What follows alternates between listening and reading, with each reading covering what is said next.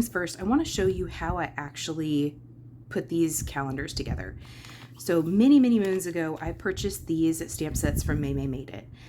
These are her large never-ending calendar and her never-ending calendar. So this one came out first, and then she came up with a bigger version.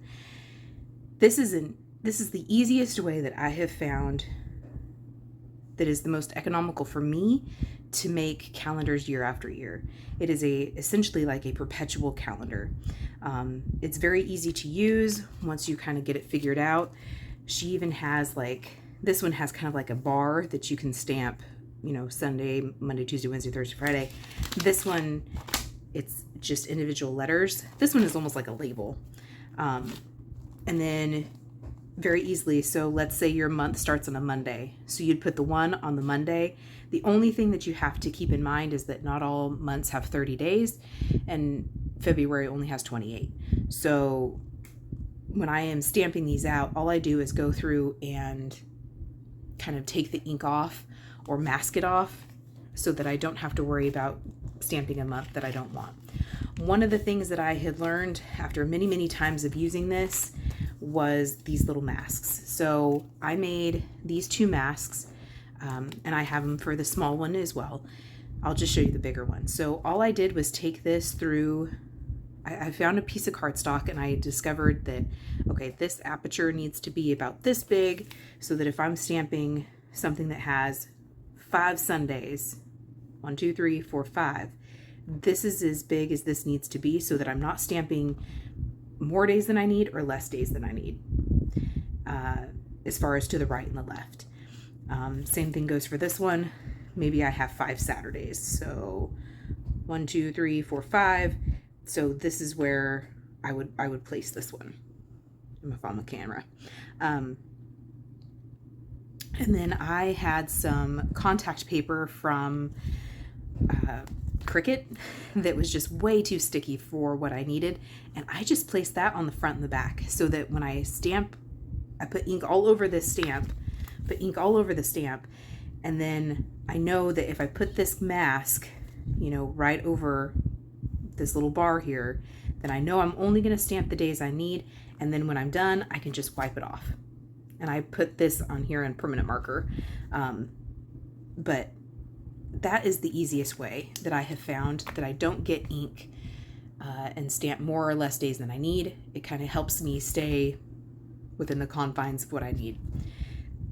The other thing that I found is after making so many of these, I was getting burned out because I was literally stamping. I was making maybe 4 or 5 calendars, and I was literally hand stamping every single month. So, I mean, let's say I made six calendars and I stamped it, each year has 12 months. I was stamping that, 60 times? That's a lot. No. Well, whatever that math is. I'm not willing to do it right now, y'all. Sorry. Anyway, I was stamping it that many times, and it was just really tedious, and I was discovering I was making mistakes and just getting ink where I didn't want it. So what I discovered is that I would stamp this out one time, and I would stamp it on scrap paper so that I wasn't wasting my heavyweight cardstock. I wasn't, maybe I was stamping it on kind of an offcut or, a receipt from something, just scrap paper. And then I would take it to my Canon printer that has a scanner on it, and I would scan it in, and I would label the month and the year, and I would label if it was the big one or the small one. And then all I had to do when I was going to make calendars is go through and print them. Now, granted, I was printing them on my heavyweight cardstock then, but I can use these scraps. To do die cutting, to cut out sentiments. I mean, they're not going to go to waste. They're just not. So instead of having to stamp each calendar by hand every time, which makes the cost increase for my customers because it's more time for me, I'm able to stamp everything one time, scan it into my scanner, save it on my computer, and then make calendars as I need to, and all I have to do is print it off. That was like the quickest way I have ever found to make a calendar. And it took me, I'm not gonna lie, like 3 years or more of making calendars to figure that little trick out. I'm sure somebody else way smarter than me was like, let's think smarter, not harder. And you thought that immediately once I was telling you. But it took me some time to figure that out. So that is how I actually make my calendars. That is my little tips and tricks. And that's how all of these calendars began. So let's get into what the calendars look like. Hello everyone, welcome back to my channel. Thank you for clicking and watching this video. This is going to be where I kind of do just kind of like a quick project share on some of the calendars that I have made this year. For once, I was actually thinking ahead in a timely manner, and so I'm going to have several different kind of calendars for you to take a look at. A lot of my inspiration came from Pinterest. That's where I usually get my inspiration from, and this one right here is no different. So I wanted to have this arch shape. I wanted to have a very simple die cut to go across it, and I wanted there to be just a little bit of color. But I did not want to print my calendars on colored cardstock because it is more expensive, and I want to keep the cost down not only for myself but for my potential customers. One of the things that I want to point out to you in this video is just how dynamic this can look when it's so simple. So I think this is a honeybee die set, but I'm not entirely sure. The arch is from Waffle Flower, and all I did was paper pounce the color on to each of these pieces and then did some light ink blending around the edges. Then I went back and added some sparkle pen to just the flower petals, and I went and added an eyelet from my stash, and that was it. I mean, very, very simple, but very, very striking. So just kind of a quick kind of flip through. One of the things that I tried to do with my color selections was do things that were complementary. So this kind of peachy color is very complemented by this kind of blue color. This yellow is complemented by this pink. The green is by the pink. Kind of the complement to each of their colors. And this one I was just kind of trying to go with what holiday, so 4th of July that's in there. One of purple's complements is orange. So just trying to kind of keep that in mind. But honestly, I was just going with whatever looked good. I picked, these are all like Simon Says Stamp positively saturated inks that I used. And I think it turned out pretty darn cute. My mother-in-law came up into my craft room while I was working on these, and she thought they were really pretty. So I thought it turned out really well. This is the first one that I did. When I package this, I'm packing it in just a clear little cellophane bag that I get from clearbags.com. I did tie it together with string, but in the package, I'm going to include just these little clips that I think I got from Hobby Lobby, but I'm not entirely sure. But you can find these at Dollar Tree, Walmart, wherever. They're pretty common. I'm going to include this just in case somebody wants to clip it on a clipboard or, you know, whatever, they can do that. Just to give them some options on how to display it. So that is the first calendar that I did. So first, here is another one I did. This is using the larger Maymay Made It stamp set perpetual calendar one, and then I used a floral greeting or a floral stamp set from Spellbinders. Went ahead and stamped out the month at the top, and I used a Trinity Stamps slimline die set to cut those out, and then I just went through and using alcohol markers just colored in each of those months, trying to get some variety, trying to get some just some interest with the colors. So this is the next one I did, and then that I will package that in a slimline clear bag, and I'm going to put a little paper clip here. I don't think that this is one that someone would hang with a string. I think this is more likely to be hung with a clip of some variety, or just kind of, you know, on display somehow. I don't see the need to punch a hole and have this on a string. I just kind of want to leave it like it is.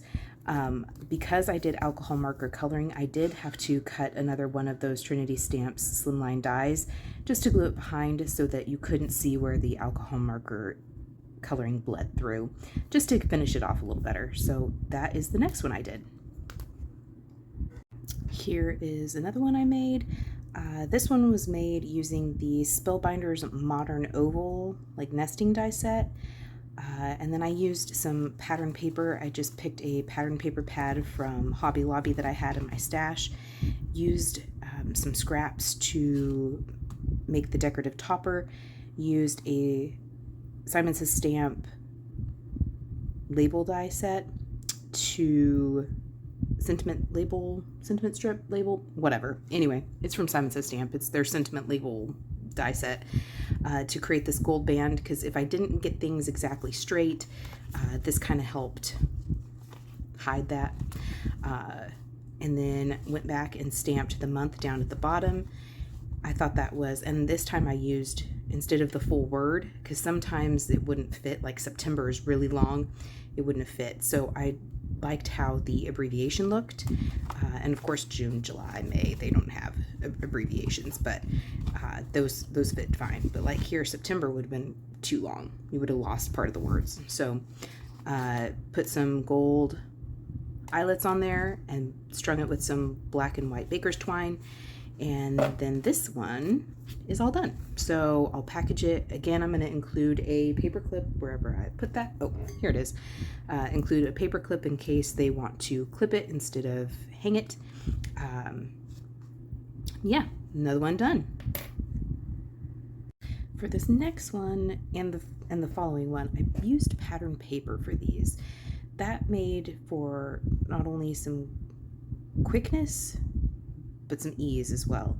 So I noticed that a lot of the designs that I had in mind were geared more toward feminine women and that kind of thing, and I thought that it'd probably be a good idea to have some that were, at least one, that was a little more masculine or perhaps gender neutral, and so I came up with this one. So this is a pattern paper pad that I got from Waffle Flower. It's their neutrals pack, and it has some, you know, geometric designs on it, gears, that kind of thing.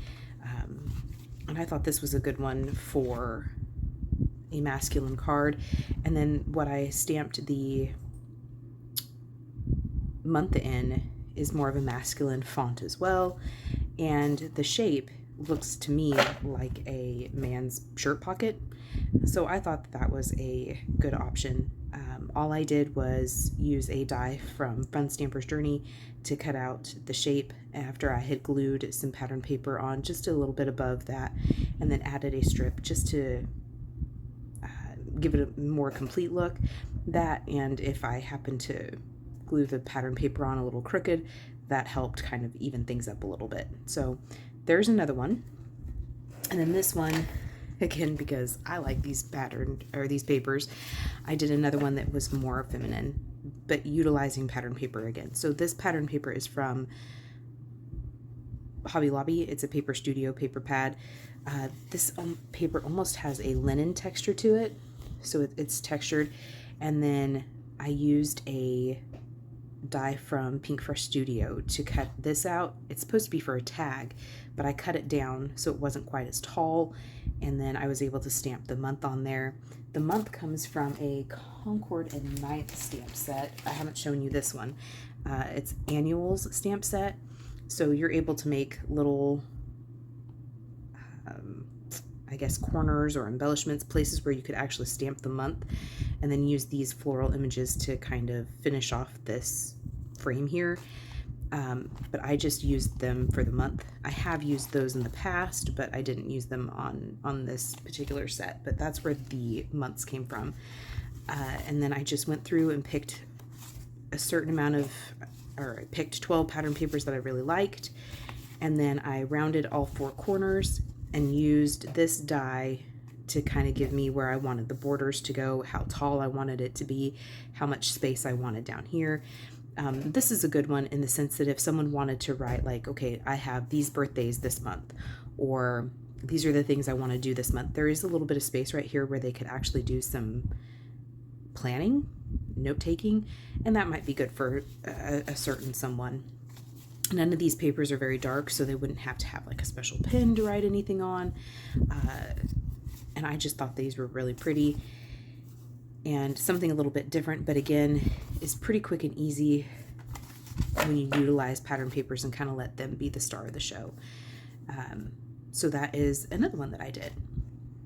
Here's another one. This one is quite a bit bigger. Total, it measures 6 by 7.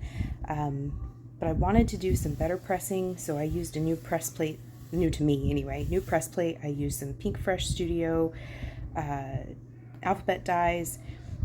This plate is from Spellbinders. The inks that I used were from Simon Says Stamp, their Positively Saturated line. And then the gold paper is actually from Paper Studio, so that's from Hobby Lobby. I actually really like that gold. It's kind of like not a brushed gold, but I don't know, it has a different texture, but it's not like a brushed gold. And then I cut that all out, and I discovered that some of them, like April here, has 5, and so that one was a little bit taller than like January here. So I went back and I matted them on this black, which I think turned out really pretty. So that is just another one. Again, this one's a little bit bigger. It is 6 by 7 total, and I think it turned out really nice. So let's look at another. And last but not least, we have this one. So this is from the Greetery. The stamps, even the florals, all from the Greetery. I don't believe that I have anything from the Greetery, but after using this particular set, I can guarantee you that I will be a customer, a future customer, a repeat customer. That's the word I'm looking for. Goodness. So this is, let me just show you. So it comes with a stamp. There is a die available, but I didn't purchase that. I didn't see the need for the die for how I intend to use these, but there is a stamp, a die, and then there are coordinating stencils. And these are really great, like if you were making like wedding invitations or baby shower, reception, what have you. But what I was really pumped about, and I'm like grinning like a little kid as I say it, is these.